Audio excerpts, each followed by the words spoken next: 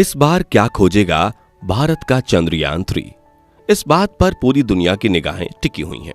दुनिया की सारी सुपर शक्तियां भारत को सम्मानपूर्वक देख रहे हैं, सोच रहे हैं कि क्या कारनामा करने वाले हैं भारत के वैज्ञानिक। साथियों, ये जो फीलिंग है यह बिल्कुल इतर है, बिल्कुल डिफरेंट है।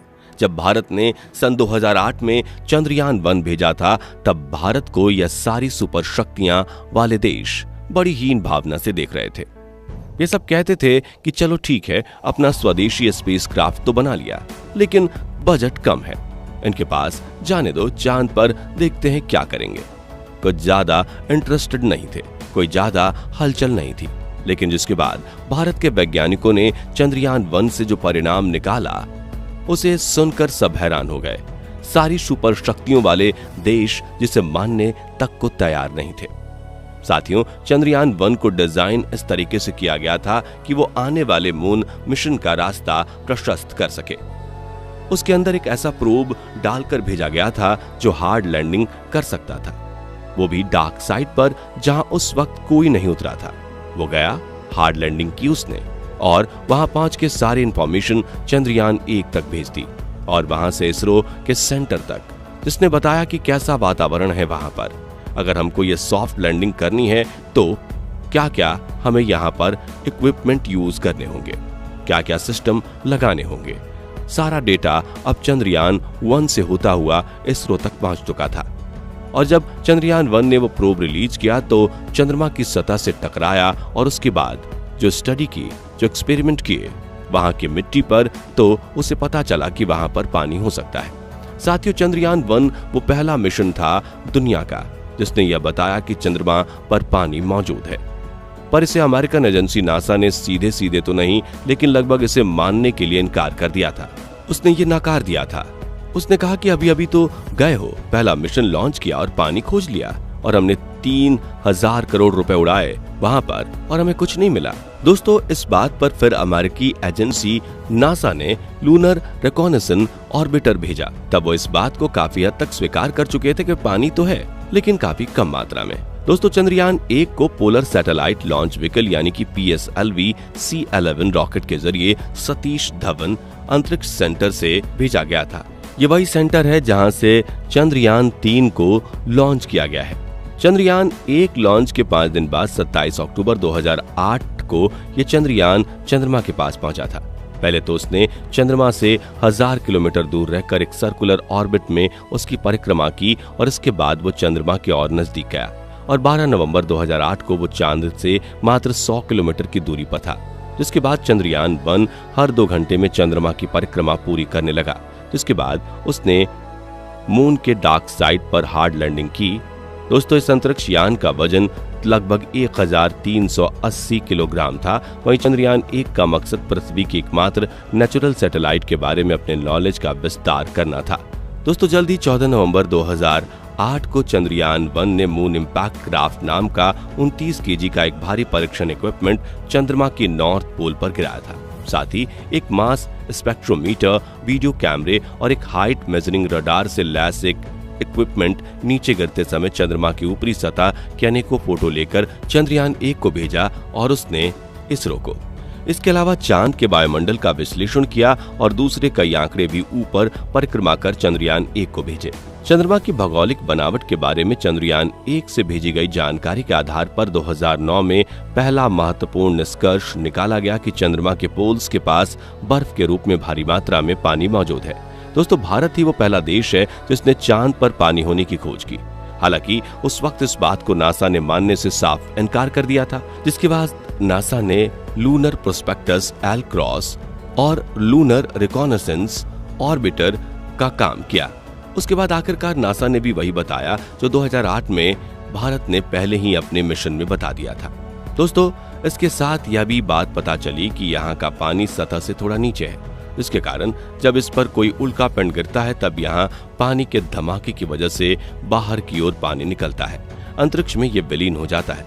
इसे ही चांद पर उल्टी बारिश का होना कहा जाता है। आइए समझते हैं दोस्तों, अंतरिक्ष में पानी का मिलना किसी खजाने से कम नहीं होता, और चांद पर इतने भारी मात्रा में पानी का मिलना जैसे खजाने की चाबी हम इंसानों के हाथ लग जाने जैसा था। उसके बाद नासा रुका नहीं, बल्कि साल 2013 में नासा ने एक और मिशन लॉन्च किया, जिसमें एक रोबोटिक मशीन के जरिए चांद के वायुमंडल का बारीक स्टडी करना था।